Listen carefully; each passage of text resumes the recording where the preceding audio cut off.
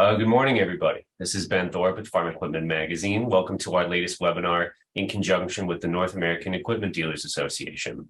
Today we have Curt Kleoppel, Chief Financial Officer with the North American Equipment Dealers Association, and Kelly Mathison, a former Dealer Institute trainer and dealership partner. Now, before they get started, I have two quick things we need to go over. So on your screen, there's a control panel at the bottom with a Q&A icon. You can click there to submit questions at any time during the presentation, and then time permitting at the end, we'll get through as many as we can. And we are recording the webinar, and a replay of it will be available to everyone who registered, I believe, later today. So with that, we are all set to go. So gentlemen, I will turn it over to you. All right, thanks, Ben. This is Curt Kleoppel, CPA, CBA, and as Ben said, I'm CFO of NAIDA organization. I'm also president of Equipment Dealer Consulting. Kelly, I'll let you introduce yourself just a little bit more. Great. Well, my name's Kelly Mathison, and I was a dealer for almost 20 years. I been in the industry for over 30 years. And since 2014, I've been working with NAIDA's Dealer Institute, primarily focused on parts and service management and counter training. And so I'll do my best to add some color commentation to Curt's presentation today. And thanks to the sponsors, and thanks to Farm Equipment for having us on. And hopefully we have a great program today. Yes, and again, I'd like to thank Farm Equipment for presenting the webinar, and I'd also like to give a shout out to Iron Solutions, who's sponsoring the cost of doing business study and also sponsored in getting some of the surveys back to us. So we appreciate Iron Solutions doing that. And if you're in the need of valuing used equipment, they have the software to do that. And it's up to the minute market conditions, and it's based on, some real trade-in value. So I would take a look at their products, and they're really good. And I think Kelly has recommended them too also. Yeah, we always utilized Iron Solutions in our business for years, and it's great information to have right at your fingertips. All right, just a little history. Cost of doing business study, we've been doing it since 2005. About May 1st, we request the data sent to participating associations for dealership members. And then we let the dealerships have a few months to submit. We're a little bit late in presenting this webinar. Usually we like to do it at the end of September or 1st of October. With the merger that happened with North American Equipment Dealers Association, it kind of slowed our process down. And so we gave another month or two to submit financial statements, and we actually had a good turnout. The cost of doing business study actually has more locations involved this year than it did the previous year. So we're really happy about that. And then plus we are looking to even ramp it up even more for 2023 study, which would be based on 2022 results.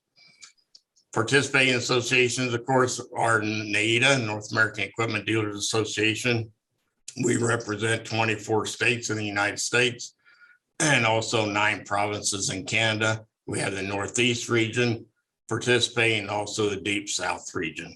And if a dealership in any one of these associations submitted their financial statements, then of course you get your free report. And if you have not received your free report, I know quite a few of them went out today, and I think some more will be going out tomorrow. So if you don't have them by tomorrow, please contact us and we'll provide the necessary report that you deserve. And there's a little map showing the coverage of NAIDA and the Northeast Association and also Deep South Association. So as you can see, we cover quite a bit of the United States and most of Canada.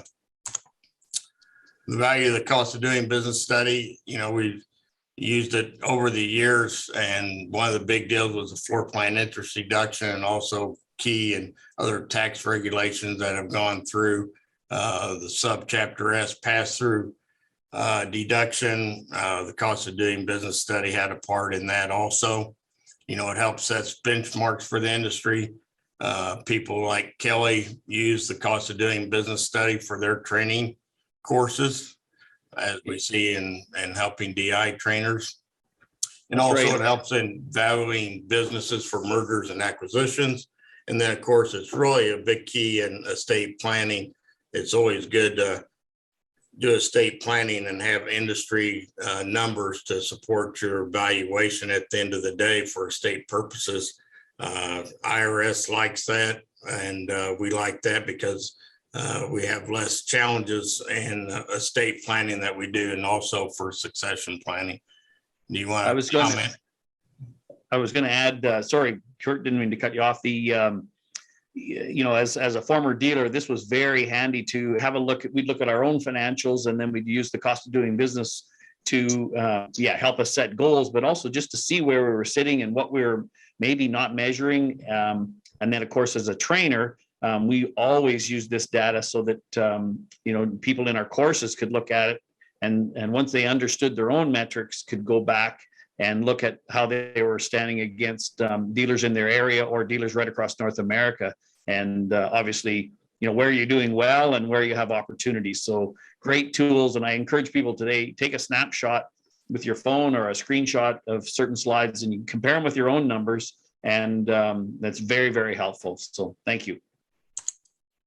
And the cost of doing business study is actually really 4 reports. We do the North American averages, and then we also do each individual association report by region. And we also compare data with 21, a previous year numbers. And then we also have the volume structure too. So this year we kind of restructured the volume categories. We're doing under 50 million. Then the next category is 50 to 150 million. And then the next is over $150 million. We might even take a look at next year's study, expanding it into 4 categories, and might have a category of over $300 million in sales. We're seeing quite a few larger dealerships, and it's not uncommon to have, $300 million in sales for the year. So we might actually establish a 4th category. And then, of course, we always have the charts and graphs with 5 years history, so you can kind of see the trend that's happening in the industry. And a few things to note, these averages are per location. The data in Canada is converted to US dollars. So it applies, apples to apples in comparison. The 2022 report is based on 2021 income statement years, and then 21 report is based on 2020 data. We're still seeing a lot of mergers and acquisitions. As you can see, back in 2018, it was averaging, 3.53 average locations per dealership organizations. Now it's up to 7.42. And I think that number will even grow more in the next study, because in 2022, we have seen quite a few organizations either merge or acquire with at least, 10 locations at a time, if not more. So I think that number will go up quite a bit in next year's study, which will be for 2022 business. Do you have any comment on that, Kelly? Yeah, I was just going to say that I think you hit it on the head. A lot of dealers we're seeing right across North America, a few years ago, they might have picked up a smaller or neighboring dealer and added that to their group. And now we're seeing these large groups that are, 10 or 15 stores. They're taking on another group or merging with another group with 10 or 15 stores. And so we're really going to see this explode. And I know across Western Canada, we've certainly seen that. And, it's not a negative trend. There's a lot of really good things happening, and we're going to show some of the benefits today of some of those larger groups as well. So it's very interesting information. Yeah, and I think, a lot of the past and most current mergers and acquisitions, we've probably seen more activity in the United States than Canada. I think Canada for quite a while, they've had big, large organizations for quite a few years. Don't you agree?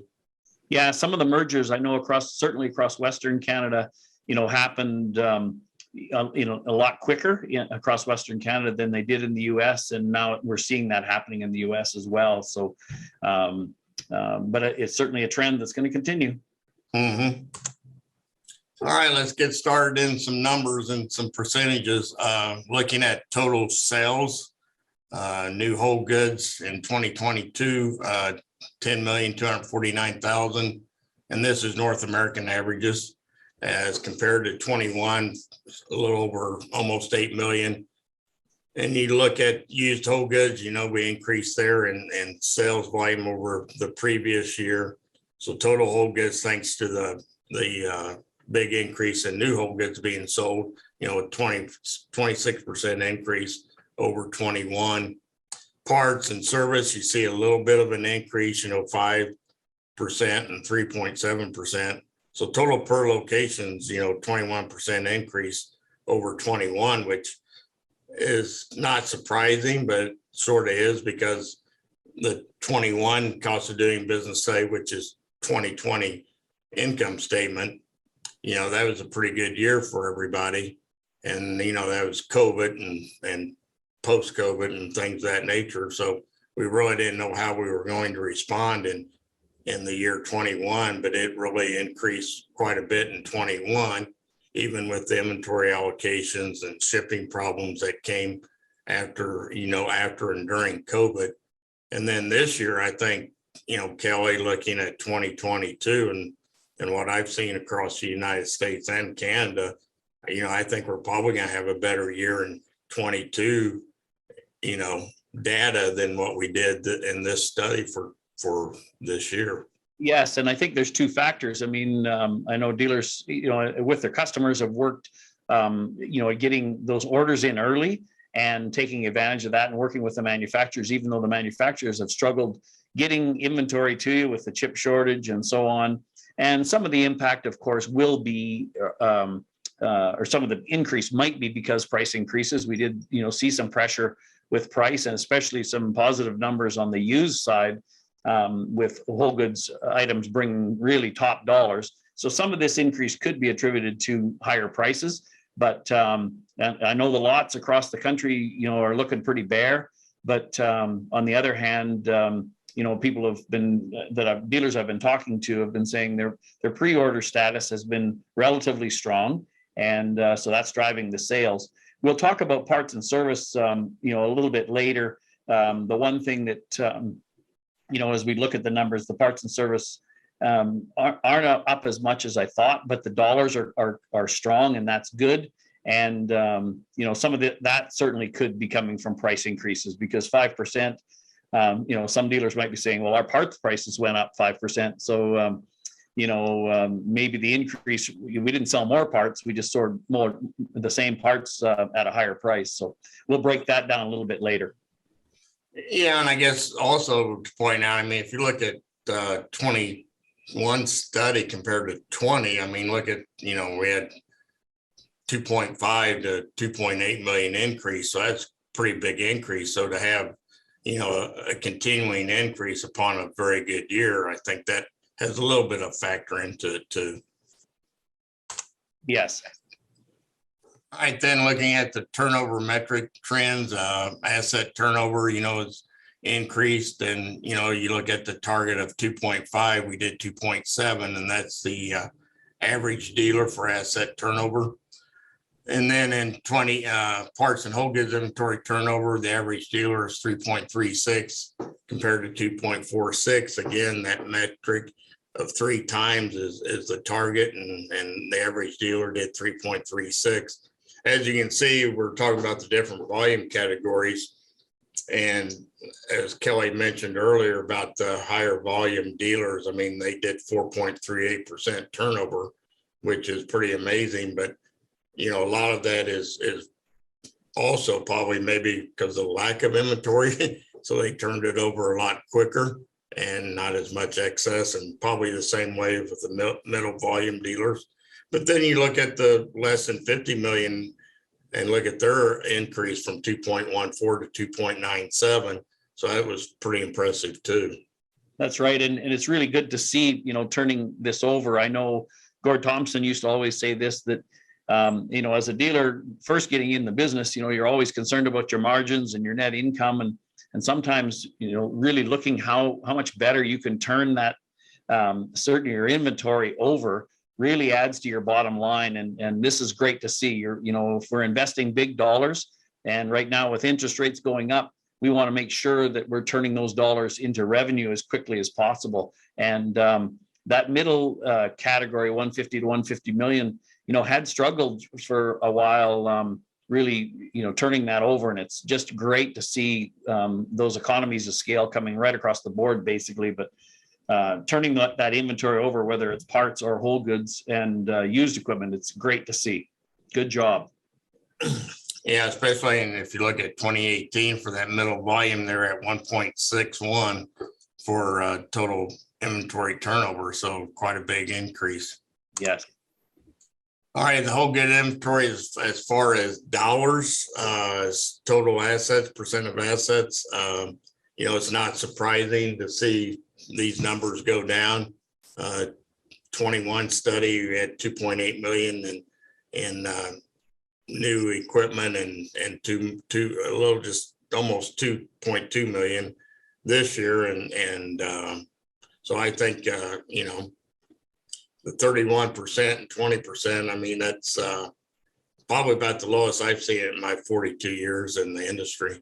Yeah. And actually, I know a few years ago, if somebody said you could get to, only 51% of your, tied up in new and used equipment, I think a lot of people would have said that's not possible.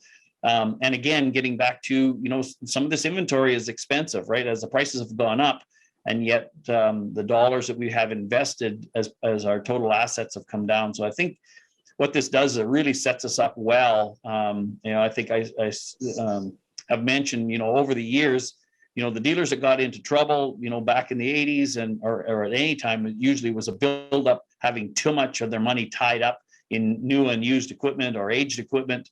And now with interest rates going up, if you can't turn that into cash, that can be a problem. So it's really interesting to see this trend that the assets aren't as tied up, and that we're moving that inventory both on the new and used side. Talking about dealership equity, the target range is usually 30 to 40% or more. As you can see, the average dealer in 2022 study is at 39%.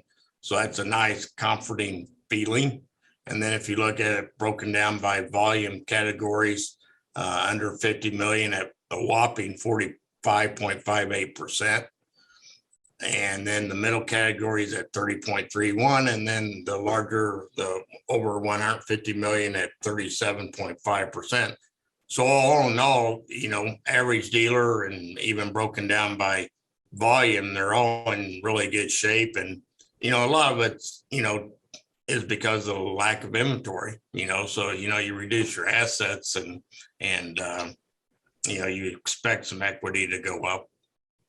That's right. And it also is, if they are sitting pretty strong on the equity position, that makes it easier as we go forward into, these interest rates going up. It's nice to be able to take it, be in a good equity position. So if an opportunity to merge or acquire or take advantage of some situations, it puts you in a little better position. So this is great to see. Nice trend.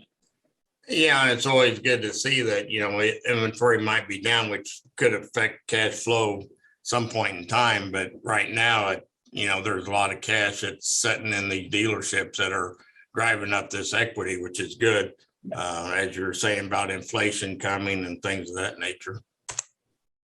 And then we look at debt to equity, you see inventory go down. So, farm equipment dealers is so asset intensive that, you see inventory go down, you should see debt to equity get a lot better too. And this slide shows that average dealer 1.56. Then you look at it 1.19 for less than 50 million, middle category 2.3, and then over 150 million, 1.67. Target range, Kelly is 3.3 or less, and those are some pretty impressive numbers there too. That's right. And again, like I mentioned before, as we see interest rates go up, I've got enough gray hair to remember, back in the late 70s, early 80s, when interest rates, we kept saying they couldn't go higher, but every month they went higher and higher and higher. And so you don't want to be in a heavy debt situation when those interest rates come. So if you've this is, I think is setting us up to be in a pretty good position as long as we don't, get in the habit of overloading ourselves with inventory. But this is great to see. And again, those large dealers, they're, even though, there's an awful lot of brand new buildings and things that have gone up across the country and investment in service trucks and tools. It's really great to see that the debt position is pretty good. Yeah, I would agree. And then we look at the debt to asset ratio, debt to asset target 80% or less. And again, good numbers here. And it's, all driven again with the decrease in inventory, of course. So, but you look at both debt to asset and debt to equity, they're both in good positions right now. That's right. And whether you're trying to get, credit to make a move, or even decide to take advantage of some inventory situations, this is a lot easier to get credit. Your bankers like this, the financial, when you're sitting in a pretty good position here, they're a lot more comfortable, when you're begging for money. Then let's start talking about margins. We talk about the increase in inventory sales and the decrease in inventory. And now let's take a look at margins. And as you can see, 2022 was very good to the farm equipment dealerships, 7.5% margin for new equipment, 6.6 for used equipment, total gross margin 7.2. And as you can see, there's increases all over the board from last year in all three categories, of course. Right. And it's, my comment here, I guess, is, if you go back, if you have a look at, say, 2018, when it looks like the new margins were strong and the used were low, to me, that's usually an indication of, well, you thought you made a good deal on the front end, and then you had to dump the used, to generate cash. And so if there's a big spread in that number, it's usually because you made a mistake or the market changed and you were sitting in a poor used position. But when you look at these numbers, pretty good. We're able to hold the margins on the new and as well as the used. So that's telling us we're able to move our used equipment at decent margins, and that's a nice trend. And that isn't always the luxury we have in this business. Yeah, and I think, as it shows in this graph, 7.5 to 6.6 is, the difference between new and used. They're so close. It's never been like that. I don't know when, for quite a long time, probably, maybe not even anytime. Yeah, that's right. Usually it was much worse than that as we, jumped on the bandwagon selling new and then spent the next 2 years trying to flush out of those trades and at sometimes painful numbers. So this is really great to see. And the lots, the equipment lots I see across the country, I just made a major road trip across the country and it's pretty skimpy on some of the lots. So they've cleaned up that used equipment really well. Yeah, quite a bit of difference since 2015, right? That's right. Now we go to part sales. This is kind of Kelly's wheelhouse, so I'll let him comment on this screen. Yeah, again, like I mentioned earlier, we've really seen, going back since 2018 to 2022, we've seen some really nice increases in parts sales.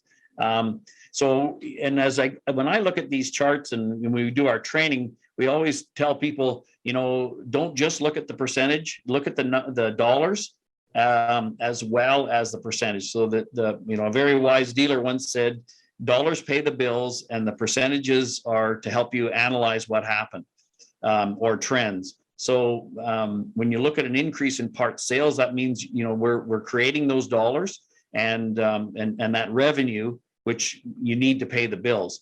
And so it's nice to see a 4.7% increase year to date sales. Last year, we had a whopping 12% increase. So, it's maybe tough to expect those big jumps.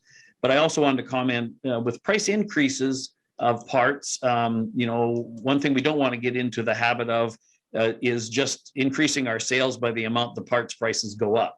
As you always want to be looking for more part sales. So great job here. And of course, with whole goods sales being really up, our mix might be down a little bit, but I think in the long run, we want to make sure that sales mix is going in the right direction. This might be a blip, seeing it at 14.5, just because the whole goods side is up so high. So that's not an alarm for me at this point, but it's a trend to watch. Yeah, and I think that's important in looking at these next few slides. I mean, you look at the parts sales mix and the service sales mix, and a lot of that has to do with the big increase in the inventory, new and used, which is unusual. Now we look at the gross margins for parts, and as you can see, it actually went down from a year ago, but kind of at that target of 32%, it's 31.2. And as you can see, of course, the margin dollars dropped. Any comments on this, Kelly? Yes, again, I'm repeating myself a little bit, but dollars pay the bills. So when you look at margin dollars, especially in a parts department, and we'll talk about absorption later, but when those dollars come in the parts department, we don't take trades, right? So those dollars come in, that's the dollars we need to make payroll, pay the heat, the light, the taxes. And so those dollars are good. And when you look back again to 2018, we had expenses there. We only had, 587,000, to pay those bills. Now we're sitting around $1 million worth of margin dollars to pay those bills. And it's really good. So again, I wouldn't be too concerned about the percentage dropping that much. Those dollars, the margin dollars are paying the bills. And that's, again, really nice to see. And we're still close to the industry target. So that's great. Right. Now we talk a little bit about service sales. As you can see, service revenue 1.2 compared to 1.1, 3.7% increase. The year before, kind of like in parts, we had that big increase. We had 17% from 21 to 20. Service sales mix still, we lost 1%, but again, I think that's probably just because of the whole goods inventory increases in sales. Yeah, that's right. The whole good sales went up, so our mix it makes it tough to keep that mix. But again, those service revenue sales is good to see, and we'll see. I don't think we get margin dollars to look at here, but and we might see this go up. I know there's going to be pressure on wages, to increase shop rates across the country. I know a lot of dealers hate to do that, but there's going to be pressure. And so that's going to, increase some of the service revenue dollars just by your cost going up. But it's great to see. And I just know working with dealers across the last 3 or 4 years, the focus has been really strong on the aftermarket. And this is great numbers to see, and to see that it's increasing, especially when we had such a whopping 17% increase last year. To see it go up another 3.7% is good news. And a shout out to the dealers that have been focusing on their aftermarket and driving, proactively driving their parts and service sales. Now we look at service gross margins, again, margin dollars, 803,000, like you said earlier on parts margins, Kelly, that pays for quite a few fixed expenses, things of that nature. So, and then we had an actual 66.4% increase.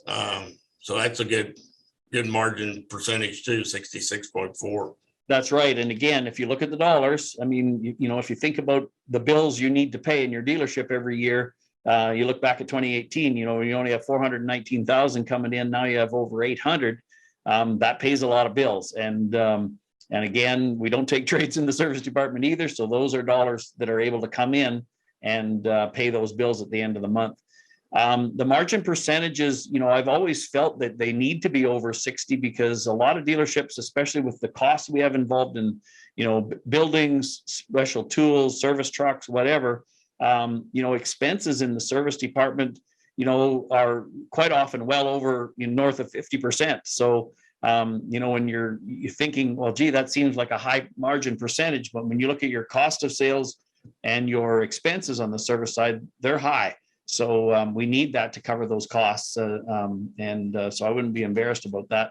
A lot of dealers will tell me, well, their expenses are well over 50%. So that makes a nice net income in your service department as well, which we need if we're going to attract those skilled people going forward. Yeah, and we all know that it's pretty hard to find, more mechanics, and it's also a challenge to keep the mechanics that you have at bay too. That's right. Looking at total expenses, which is a good sign, because sometimes when you see gross margins go up, you might see a neglect in looking at fixed expenses and keeping those in check. The total dollar amount went up a little bit, $322,000 over the previous year. But you look at the expense as a percent of revenue, that's a good 12.6%. That's a good, we're almost at our target at 12.5.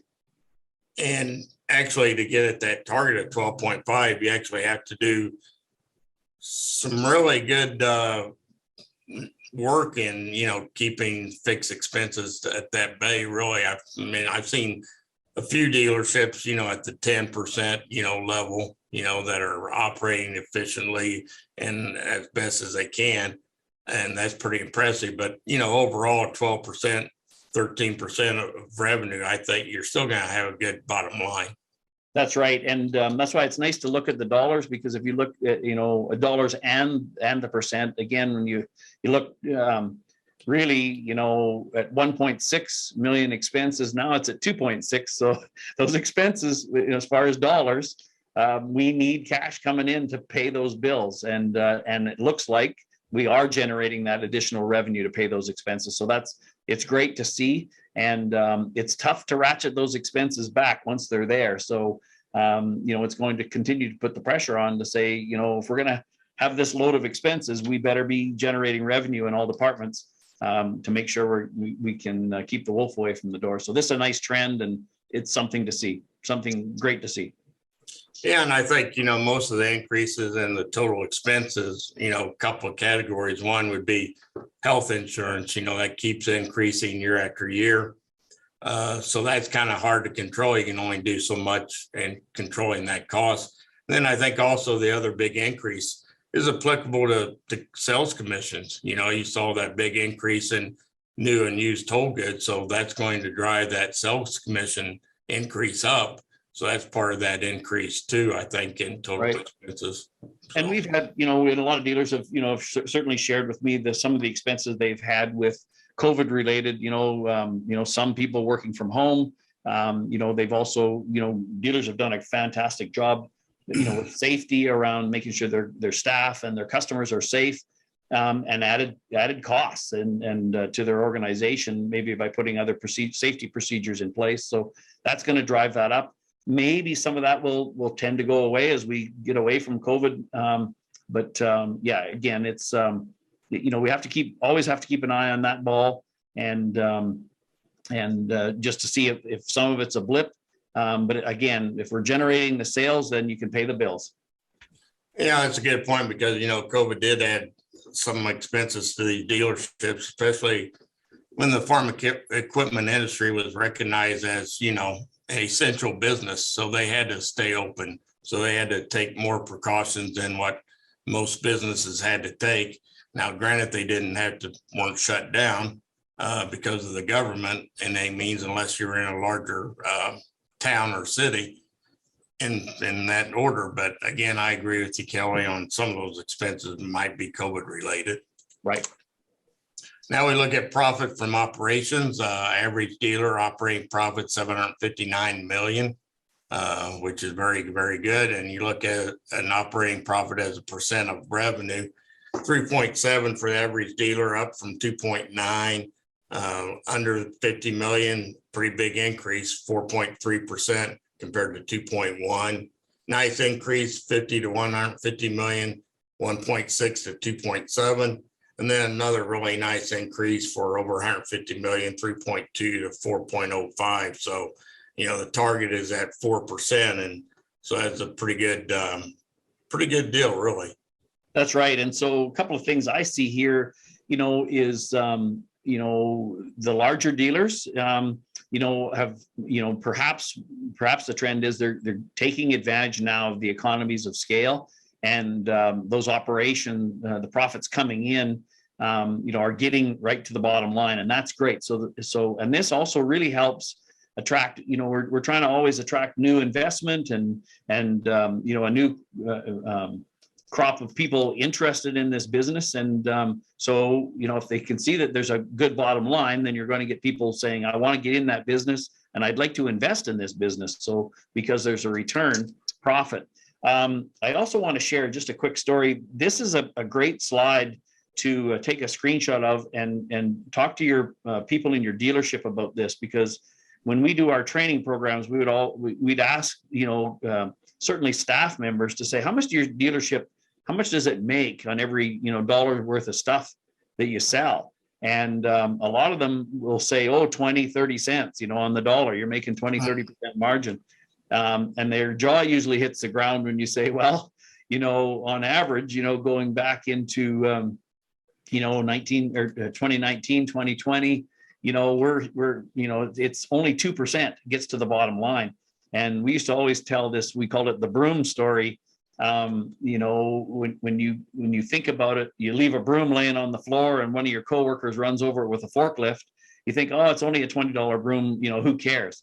But when you really look at how much more you need to sell to cover the cost, you have to sell $1,000 worth of stuff to get that $20 back to buy a new broom. So, when you look at it that way, it really helps your people understand and make better decisions with those, the decisions that are in front of them, whether they put the broom back up where it goes, or they say, it's no big deal if we, wreck another broom.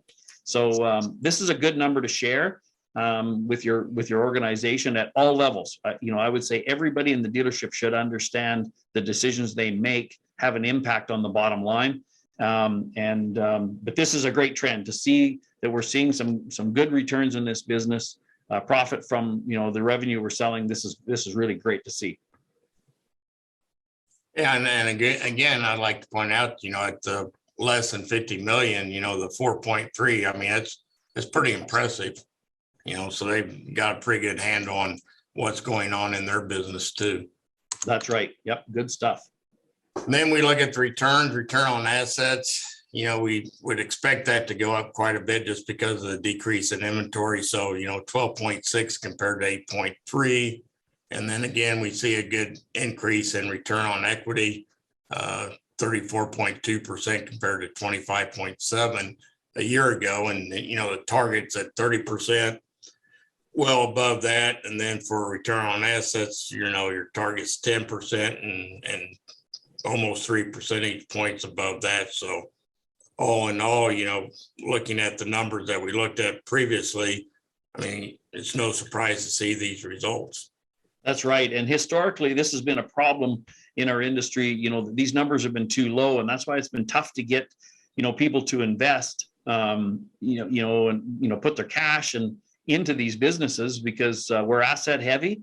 We've got lots of money tied up, and unless there's a good return there, people say, well, I think I'll invest somewhere else. And so this is really nice to see, because that will bring new people into the business and new investment dollars into the business, because they can see, all right, we've got a good business plan and a good industry footprint where we can, get a return on those investments and return on those assets. So really good to see that we're getting up to where we should be finally. So that's great. Yeah, and I think, that's why you're seeing a little bit more interest in private equity firms, coming in and looking at the bigger consolidations and mergers and acquisitions. So, they look at these numbers heavily, and, because it's all about investments and what they can return to their people that are investing in them. So, but we are seeing more of an interest in private equity and mergers and acquisitions. Yeah, good trend. And then employee averages, a little over 23.1 employees in one location, remember? So it's not the whole entity, is by location. So, if you got 10 or 20 locations, you're looking at 230 some employees, which is probably about right. In some cases, if you have 20 to 23 locations, you're looking at probably over 400 employees. So, it pans out, by these numbers. So, and then total store revenue, 20 million, and then revenue per employee, 891,000, which is a pretty big increase from a year ago. That's right. And a couple of things that I take from this, again, from an aftermarket side, on the parts and service side. Well, first I should mention, I know we have Canadian and US dealers. So these are in US numbers, but if you're a Canadian dealer and you're saying, well, ours are a little bit higher than this, don't forget that's based on Canadian dollars when you're looking at your own numbers. So $1 million Canadian, today is about 750,000 US. So you have to sort of judge your numbers depending on what area you're in. The other thing that I always look at here, this tells you, if your dealership is sitting fairly low, like maybe that 500,000 per employee, that tells me you've got horsepower there that isn't getting utilized. You've got people there that can be selling more, and the proof is out there that they are. I know that I'll use an example, even in a service department, parts department, where I've seen they might have a back parts counter person that's that's pumping $2 million worth of parts sales through the shop to all the technicians. And I would say in that case, you might be saying that's expecting a lot of that person. Maybe you need 1.5 people, looking after those technicians. That may be a bit of a log jam or a choke point if you're too high on that revenue per employee. But again, this looks like you're getting good utilization out of our staff, and if we're bringing our people in, they got to be generating revenue. And if we can get up, into this, 800,000-900,000 or $1 million, this is awesome. Great job. And shout out to all those hardworking employees that are generating revenue every day. Mm-hmm. Then gross margin per employee, you look at the different categories, less than 50 million, 143, middle category 129, and then the larger group 153 million, 153,000, right? Right.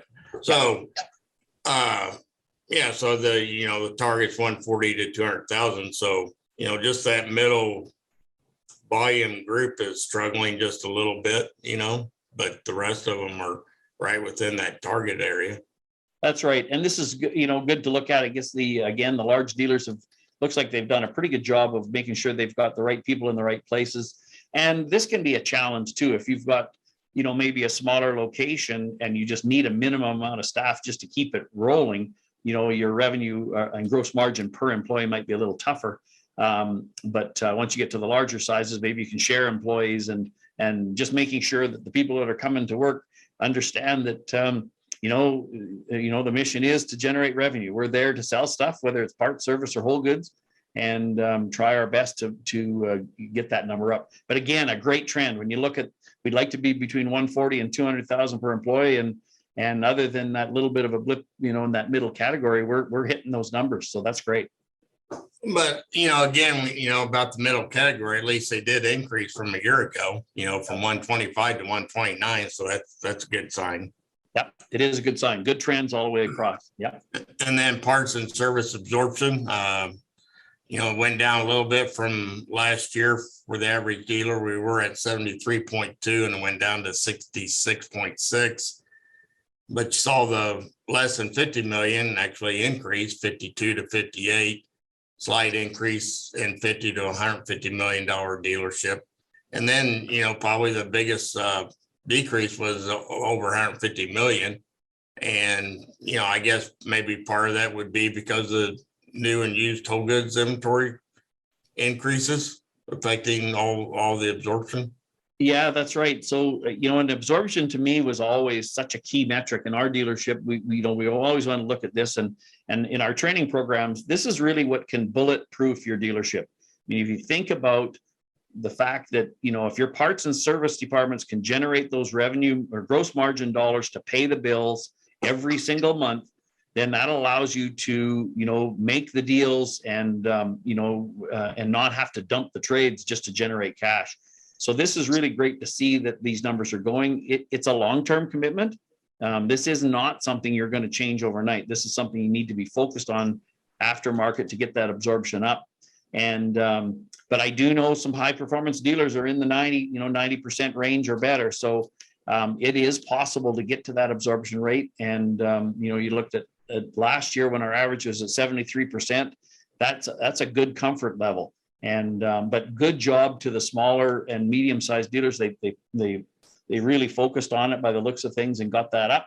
And again, I really like the fact that we're when you look at the trend over the years, we've gotten better and better and better since 2018. We're down a little bit this year, but we're still much, much better than we were 4 or 5 years ago. So great job to all those aftermarket people out there. Yep. And then there's Dealer Institute team. And then we'll have some questions and answers here in a minute. But then I think, Kelly, I think maybe you want to comment a little bit on some fall and spring courses that, could possibly help in that parts and service absorption percentages. Yes, and I know that a lot this, the reason that there's quite a few service counter sales, parts counter sales, dealer management, for the larger organizations, they might have, regional managers that, need a little bit of business background and understanding the numbers better. And that's where these programs really work well. And the parts counter sales and service counter sales really was a request from dealers, that are tuned in today. Dealers that came to us and said, our frontline people need to understand our business, and the better they understand it, then the better we can advance their careers into management positions. And that's why we've really cranked that up. I was doing a lot of these parts and service training. Wayne Brozek is taken over most of these programs, and they're very, very good. So take a snapshot of these. You can go to our website and get those dates and register right online. And I know that dealers have come back and said it's remarkable the numbers they've seen by having their frontline people understand the business better. So really good. Take advantage of, they're out there. They're competitively priced.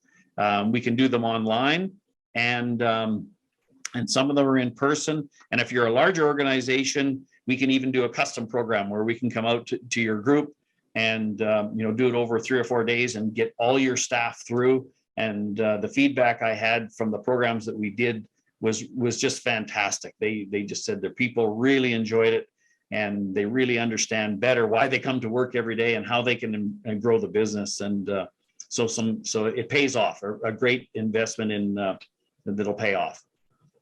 Yeah, and most of those courses can add significant dollar amounts to your bottom line and also to your gross profit margin. So I would encourage you to look at service counter sales and parts counter sales, and then the whole goods management. And I think it'll help out your dealership. Yep.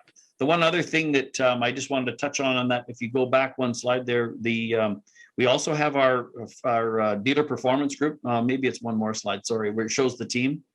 Yeah, Brett is doing the performance groups, and they've been, this is really great because they get a lot deeper into the numbers. They can even do specific parts or service aftermarket performance groups, and it really gets that level of management understanding the numbers and what levers to pull to increase your business and squeeze those dollars out. So those are great programs. I know in our dealership, we were involved with one for 15 years, and it was game changing for us. And a lot of dealers that have been involved have just said, they wouldn't be where they are today if they weren't really paying attention to the numbers. So I just wanted to shout out to Brett and his team there on those performance groups. And I'd like to thank again Farm Equipment putting this webinar on. I think we got like 3 questions, and we should be able to get to those, I think. And then I also would thank Iron Solutions again for their sponsorship of the Cost of Doing Business study and also this webinar. Ben, do we have, looks like we have 3 questions. Yes, very informative, just like always.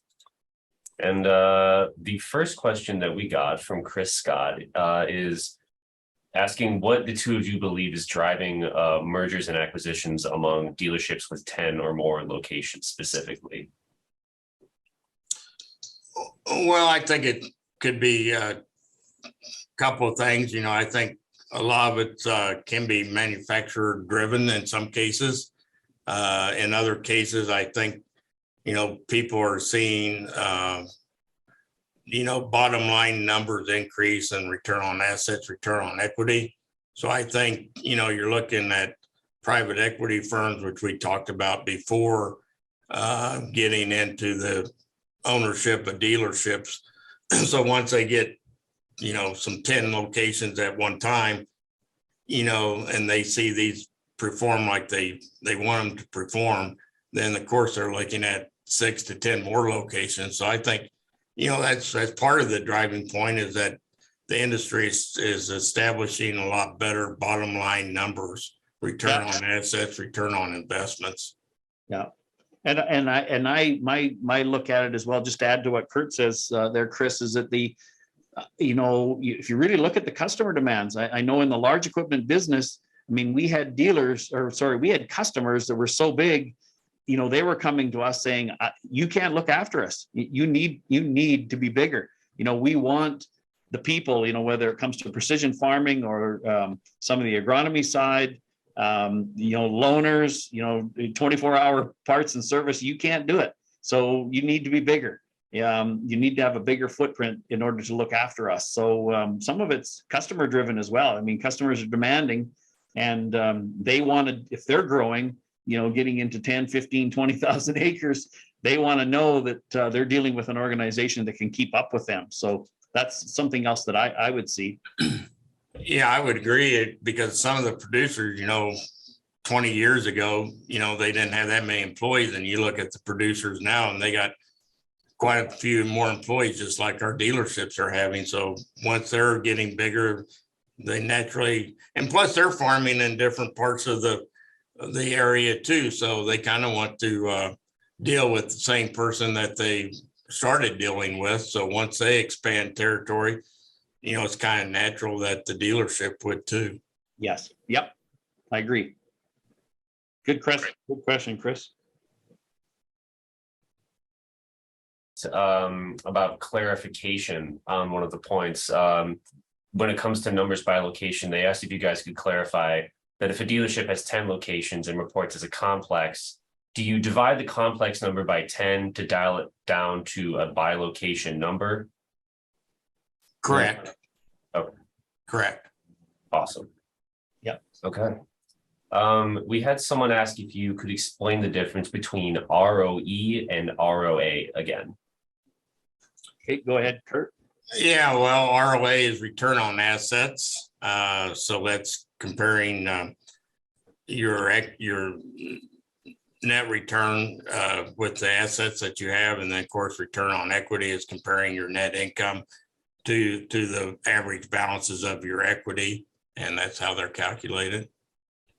And both the manufacturers and the banks and creditors and all different people, they look at both because, they both tell a different picture. One's based on the assets that you hold and what kind of return, how you're utilizing those assets to generate that net income. The other part is looking at the debt, the liability side of it, and how much is in debt and how much is in equity, and how much return on my investment am I getting. So, they're a little bit two different animals, but both of them are utilized by creditors, and also the manufacturers look at them. And, you could actually have a good return on equity and have a bad return on asset too. So it just kind of depends on how you're positioned, and also depends on the fixed assets that you carry, and also how you depreciate those out. We've seen quite a few with the tax law structures that those assets are getting, 100% depreciated out, deducted the, first year that you buy them. So, that lowers your asset base too. So hopefully we answered that for you. Yeah. Good answer. Another question, this was a question I had actually, was what expectations you gentlemen had for next year's cost of doing business study. Any thoughts you could share with us at the moment? Well, I think, as we previously talked about, for now, it's kind of odd because we got different years on these studies, but I'm talking about the current year, 2022 financial year, which will be a 2023 study. And I think unless something really happens, which I don't think will in the last couple of months, we're going to see just as good of numbers, if not better, than that we had in this report. So I think 2022 results based on 2022 financials will be better than what we just looked at for 21. And then I think going forward in 23, even though we're going to have inventory allocations and things of that nature, and there's only going to be so much inventory to sell, I think the way, where everybody's looking at is that they're kind of getting used to that. And that might be more of a norm going forward, is dealing with inventory allocations, and that most of the things that you order are already sold.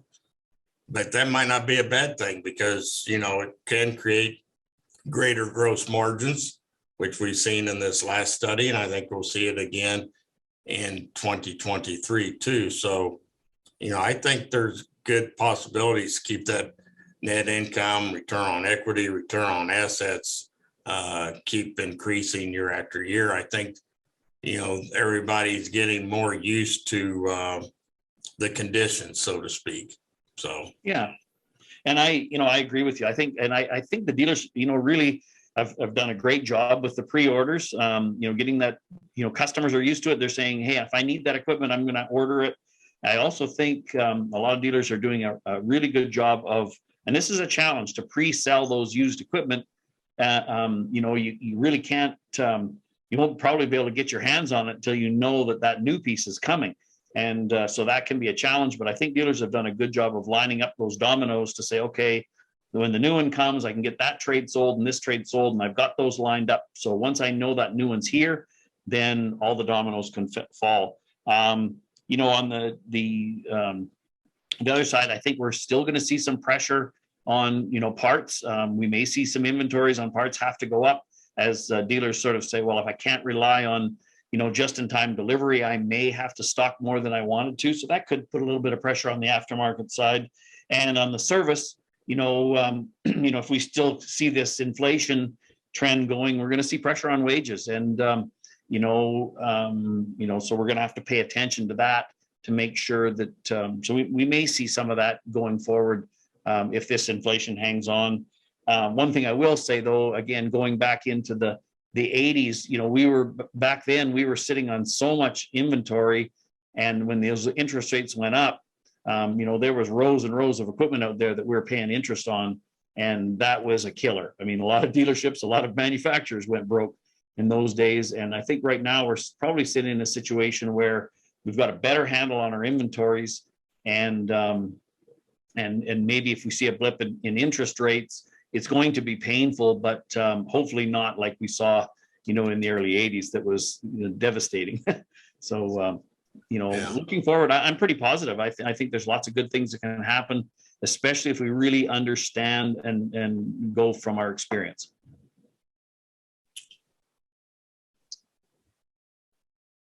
We got 2 minutes left. Someone had asked, when you gentlemen were doing the calculations, if you had accounted for COVID PPP loan forgiveness, or if you think that would factor into the calculations. I think, it's included in these calculations, because all the PPP loans that were forgiven were part of other income. Now, it didn't influence, the operating profit that we were talking about, and the operating profit margin percentages that we were talking about, because that income got added in after that line item, so to speak. But so it did influence the overall net income. I think it probably influenced it more for the higher volume dealer, because those larger volume dealers actually did get some PPP loan assistance. Those loans really didn't get forgiven until 2021, which is what we're looking at. But in the other volumes, they got PPP loan assistance too, but most of those loans were forgiven in 2020. And so there really didn't affect the 21 results for the 50 million and less volume dealer, and also the 50 to $150 million dealer. But it did increase the bottom line for the greater than 150 million, because again, most of those were forgiven in 21. Yeah, and if it's in the other income, it wouldn't really show up in your operations, Right. profit from operations. So when we're looking at the operation side of the business, what comes in as other income, yes, it's important, to pay attention to that. But as far as a parts and service manager, they're going to say, well, that has nothing to do with me. I come in, I sell parts, I sell service, and so what happens, on the taxation or PPP side, really, it's important, but it's not something we focus on when we're looking at, that middle management or upper management. Well, yeah, especially when we're looking at, operating profit and then profit margin. So that was, PPP loan was not included in those amounts. Yeah. Bottom line, yes, but not those amounts. Correct.